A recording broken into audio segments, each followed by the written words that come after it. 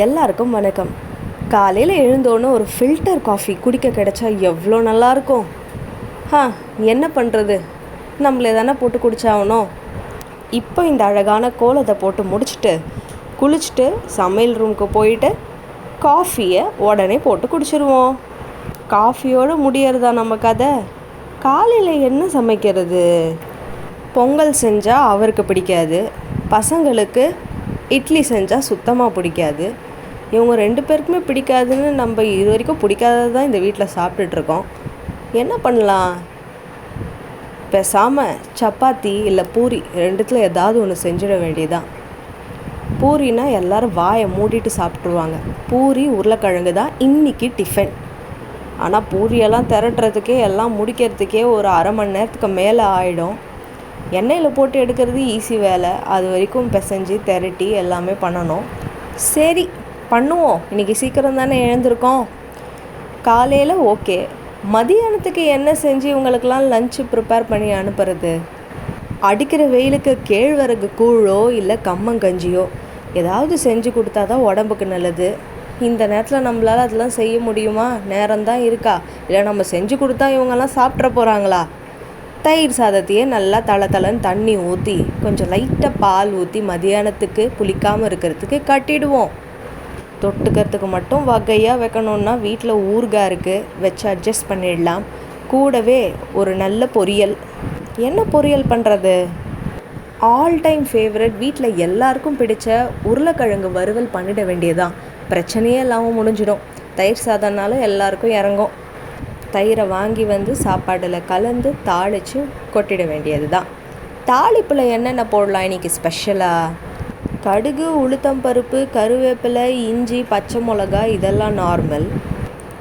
இது கூட இன்றைக்கி கொஞ்சம் கேரட்டை சேர்த்துடுவோம்.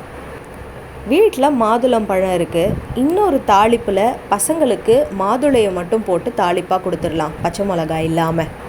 அப்போ தயிர் சாதத்தையே 2 வகையாக, ஒன்று பச்சை மிளகா கேரட்டு, இன்னொன்று இந்த பசங்களுக்கு மாதுளை. அவங்களுக்கு பிடிச்ச மாதிரியே அவங்களுக்கு சமைச்சு கொடுத்துருவோம். 4 மணிக்கு டீ காஃபி முடிஞ்சிடும். நைட்டுக்கு என்ன சமைக்கிறது? ஒன்று பூரி மாவு காலையில் திரட்டும் போதே சப்பாத்திக்கும் சேர்த்து இப்போவே நம்ம மாவை பிசைஞ்சிட்டா நைட் எல்லாருக்கும் சப்பாத்தி கொடுத்து ஒரு வேலை முடிஞ்சிடும். ஆனால் காலையில் பூரி நைட்டு சப்பாத்தின்னு கேட்பாங்களே, மீந்து போன பூரியை வேறு என்ன பண்ணுறது?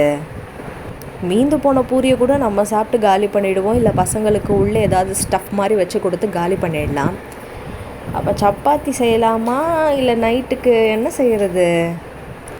இட்லி மாவு வேறு இல்லை. இட்லி மாவு இருந்தால் இட்லி அல்லது தோசை செஞ்சு முடிச்சிடலாம். நம்ம வீட்டில் இருக்கிறவங்களுக்கு கடையிலேருந்து இட்லி மாவும் வாங்கிட்டு வரவும் கூடாது.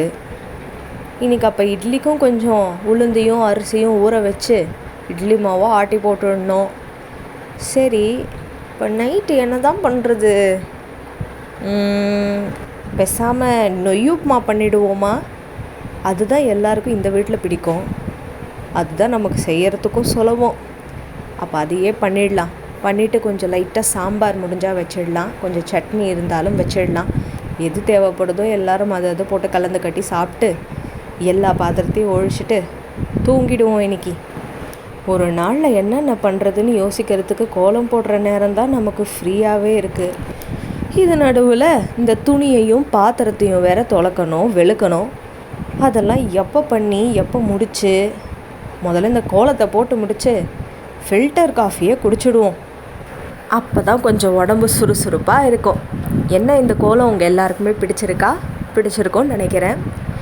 இந்த கோலத்தோடு சேர்த்து வாழ்வியலில் நம்ம பார்க்குற எல்லா விஷயங்களையும் சேர்த்து உங்களோட பகிர்ந்துக்கணும்னு ஆசையினால தான் இந்த வீடியோவில் உங்களோட நான் உரையாடுறேன். உங்களுக்கு இது பிடிச்சிருந்தனா மறக்காமல் இந்த வீடியோவை லைக் பண்ணிவிடுங்க. கூடவே நம்ம சேனல் இது வரைக்கும் நீங்கள் சப்ஸ்கிரைப் பண்ணலன்னா சப்ஸ்கிரைப் பண்ணிவிட்டு தினமும் நம்ம வீட்டு வாசலில் அழகான கோலம் மட்டும் இல்லாமல் நம்ம வாழ்க்கையும் எவ்வளோ அழகாக மாற்றலாம் அப்படின்றத நம்ம பாப்புலர் ரங்கோலி வீடியோவை பார்த்து நம்ம எல்லாருமே ஷேர் பண்ணிக்கலாம். உங்களுடைய கமெண்ட்ஸ் பார்க்குற அடுத்தவங்களுக்கு உபயோகமாகவும் இருக்கும். அடுத்த வீடியோவில் உங்களை சந்திக்கிறேன். அதுவரை நன்றி, வணக்கம்.